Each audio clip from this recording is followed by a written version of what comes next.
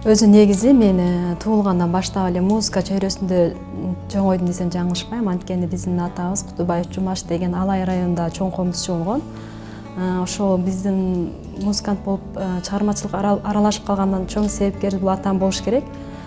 Негизи туулгандан эле комуздун күүсүн угуп чоңойдук. Үй бүлөбүз боюнча эртең менен ойгонгондо дагы атамдын күүлөрүн угуп ойгончубуз. Ошол мындай түрткү болуш керек. Ошол мектеп окуумду бүтүп, анан кийин институтка тапшырдым. Өзүм тандоом менен, өзүм каалоом менен искусство факультетине тапшырдым. Искусство факультетине тапшырган күндөн баштап мен гитара кесибин тандап алдым. Кесибим гитара боюнча болду. Негизи биринчи курска келгенибизде бизди бөлгөн да гитарага, комузга, фортепиано, аккордеон депчи. Ошо бөлгөндө ким гитара десе биринчилерден болуп мен кол көтөргөнмүн да, мен гитарага окуйм депчи. Ошол 2007-жылы тапшырдым. 2007 жылдан баштап жакшы өздөштүрдүм. Албетте бул гитараны үйрөнүш биринчиден кыйын. Чындыгында кыйын. Буну өзүң кызыгууң болбосо, нарактан өзүңүн талабыңды койбосоң, бул гитараны үйрөнүп кетиш кыйын, гитаранын сырын ачыш кыйын. Ошондуктан биринчиден кызыгуу керек, аракет керек, талап керек. Ошондуктан мен айтат элем, бир ишти баштаганда аягына чейин чыгарам деп башташ керек. Гитараны үйрөнүп алгандан кийин бул жерди бүтүп, мен мектептерде иштеп калдым.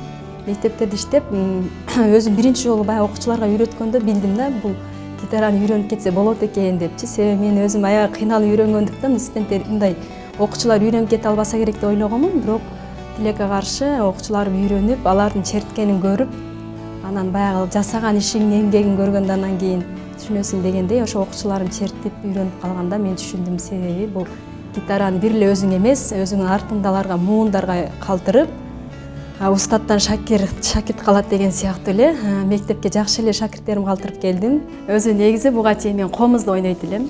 Комузду 6 жашыман баштап ойнодум. Азыр эле башында айтып өткөндөй, атам комузчу болгондуктан комузду башынан эле ойноп чоңойдук. 6 жашымдан ойнодум. Негизи комузду жакшы ойногондуктан гитараны үйрөнүп кетиш мага оңой эле болду. Өтө деле кыйын болгон жок. Ошо менен бирге эле фортепианону дагы жакшы өздөштүрүп алдык. Негизи биринчиден айтып кетет элем, эгер инструмент үйрөнгүсү келген адамдын биринчи эле негизи эле бул тубаса талант эмес да, адамдын кызыгуусу. Эгер аракети жакшы болсо, бул нарагынан айтып коет эмеспи, адамдын талант адамдын өзү менен кошо жаралып, кошо төрөлөт деген сыяктуу. Бул баягы 99% эмгек, 1% талант дейт. Ошондуктан баардык эле адам өзүнүн каалоосун ишке ашыргысы келсе, биринчиден аракет кылса, баардык талабы кабыл болот деп айтып кетет. Жанагы гитара ойнойм десең эле көбү кызыгат да. Гитара көбүнчө лирикалык ырларга басым жасайт да. Гитараны колго алганда эле көбү эле биз эмнерден жанагы сүйүүлөрүн эстеп деген сыяктуу. Өзү мен деле гитараны колго алганда биринчи лирикалык ырларды ырдайм. Албетте болду. Кантип үйрөнүп алдың, гитара ойносо, комузга караганда гитара ойносо аларга негедир башкача көз карашта карашат да. Гитара негедир башкача сезимдер менен тартып турабы, өзүнүн бир касиети бар десем болот. Негизи мен ойлоп калам да, эгерде мен искусство жаатында кесип тандабасам, эгерде эч кандай инструментти ойнобосом, ошондо кандай болот эле деп өзүм сурай берем да.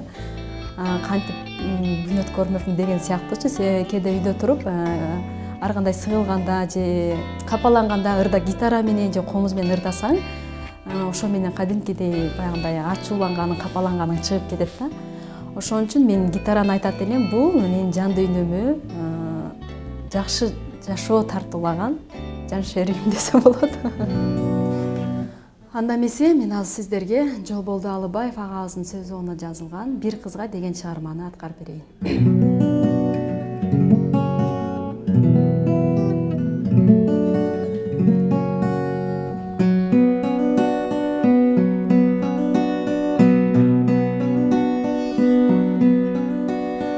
Жазгы суудай жан жаса иримдеген, жалбырактай жел жүрсө мирилдеген,